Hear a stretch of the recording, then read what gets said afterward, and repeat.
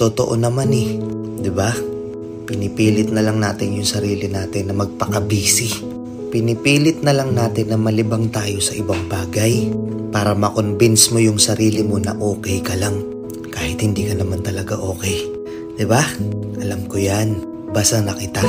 Nililibang mo yung sarili mo para hindi mo na maalala yung mga bagay na nagpapalungkot sa'yo.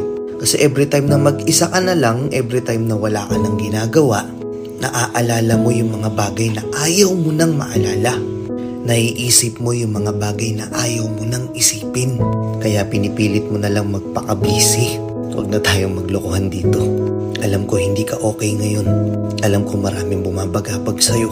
Pero kahit anong mangyari, naniniwala ako na kung ano man yung bigat na dinadala mo, malalampasan mo yan. Parte lang yan ng buhay. Kung wala mang nagsabi sa'yo nito, kung lahat man ng tao sa paligid mo wala nang pakialam sa'yo, gusto ko lang malaman mo na oo ako, naniniwala ako na magiging okay din ang lahat. Kaya ikaw, umiti ka naman kahit konti. Huwag mong hayaang yung kalungkutan mo na yan sirain yung magandang ngiti mo. Deserve mong maging masaya. Nakuha?